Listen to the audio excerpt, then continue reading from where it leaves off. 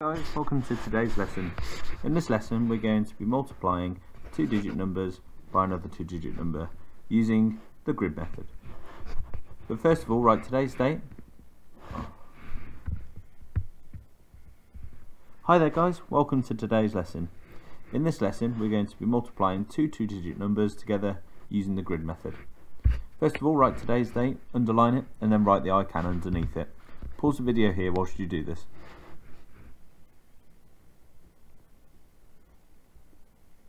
Okay, once we've done that, let's have a look at the warm-up. So the warm-up, we're going to be adding fractions together. As you can see there, the fractions have the denominator, so that's the bottom number, as equal, so they're the same.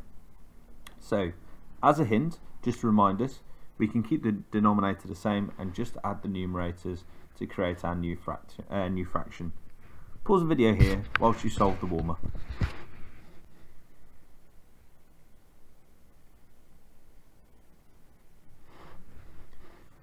Okay then, let's have a look at the answers. So if I just add the numerators, so the top numbers together, I get 4, and I keep the denominator the same, which is 5, I get 4/5. Same with number 2, but this time I get 5/6. Okay, let's have a look at our keys to success for today. So first of all, we're going to partition each number, and then we're going to multiply each of the numbers together, and then we'll add all of the answers together accurately at the end. We can use the column method to add those numbers together if we need to. Now the grid method looks a bit like this. So a table is going to need to be drawn if you need to. But if you look in the support and scaffold, there are some blank tables there for you to use if you need to. So once I have my grid like so, I'm going to partition both of the numbers. So the first number, 21, will partition into 20 and 1. Then when I partition 42, I get 40 and then 2. Now that those two numbers are partitioned, then we can multiply each of them together. So 40 multiplied by 20. I can do 4 times 2, which is 8, and then I have 2 zeros to put onto the end, which makes 800. Then I can do 40 times 1, and I can do 20 times 2. So 40 times 1 is 40, and 20 times 2 is 40, because 2 times 2 is 4, with the 0, 40. And then finally, 2 times 1 is 2. So now that I have my answers, 800, 40, 40, and 2, I can then add all of those together. So 800 add 40, add 40, add 2 gives me 882, and that's my answer. So if we follow those keys to success through really accurately, this can be quite straightforward. Have a look at this example. So first of all, I'd like you to partition 53 and 45 and put your answers into the grid as shown here. Pause the video here whilst you do this.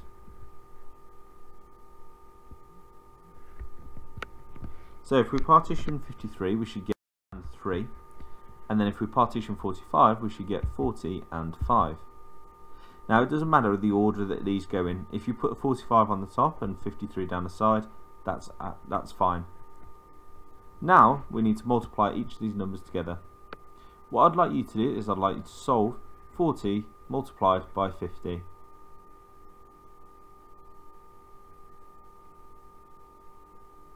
So, what's 4 times 5? Once you've got your answer, then put 2 more zeros onto the end because 50 has a 0 and 40 has a 0.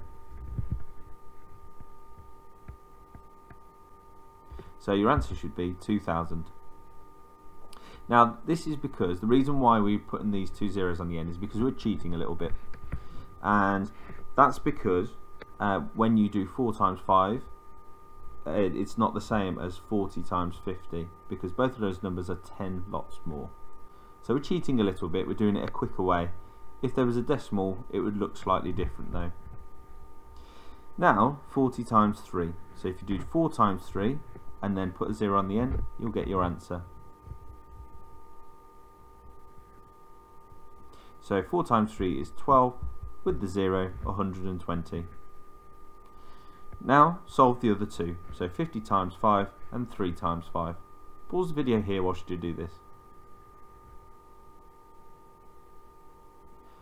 So 5 times 50 is 250, because 5 times 5 is 25, and with a 0 on the end, so that's 250, and then 5 times 3 is 15.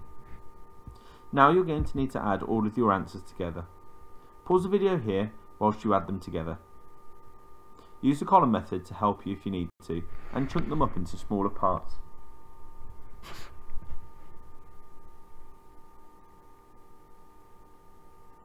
So 2000 add 120 add 250 add 15 would equal 2385. Pause the video here and have a go at this one yourself without me talking you through it. Use the keys to success to help you through this. Remember to partition each number first, before then multiplying each of the numbers on the outside of the grid to find your answers on the inside.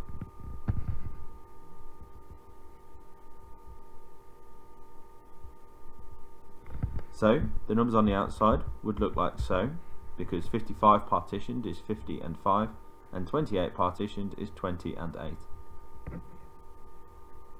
When you've multiplied them together, 20 multiplied by 50 is 1000, 20 times 5 is 100, 8 times 50 is 400, and 8 times 5 is 40. Then you need to add all those together. So 1000, 100, 440 added together makes 1540. If you need to rewatch some parts of this video because perhaps you got some of that wrong or you weren't sure, that's absolutely fine. But let's have a look at the fluency now. So in your books, solve these 5 fluency questions before moving on to the problem solving and checking your answers with the answers that have been provided. Pause the video here whilst you do this.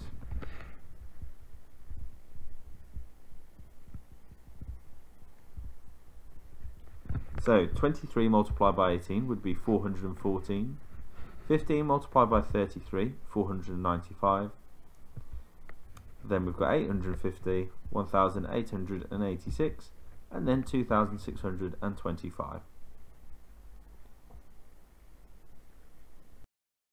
Now let's have a look at a question that appears on the problem solving. On the problem solving, it appears that there's a 3-digit number multiplied by a 2-digit number. We can still use the grid method in the same way. When we do this, because we're multiplying a 3-digit number by a 2-digit, we're going to need an extra column like so.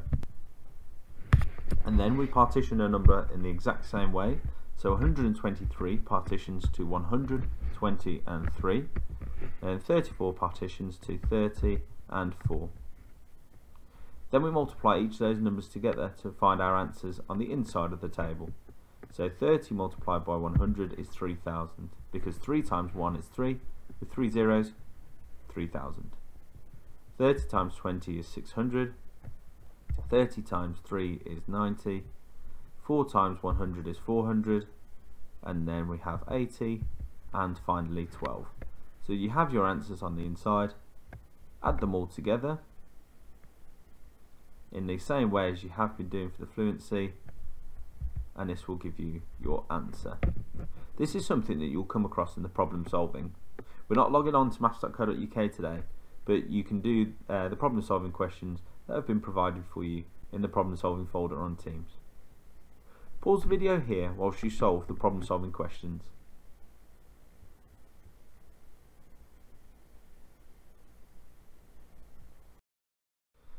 Okay, tomorrow we're going to be looking at consolidating how we use the grid method. So that means we're going to revisit it again to make sure that we're secure with it before we move on.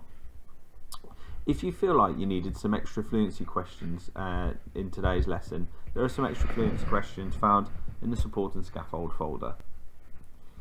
But to finish off with today, I'd like you to use the column method to solve 56 multiplied by 14. Take it slowly through and make sure you're being accurate with each of the numbers being multiplied together.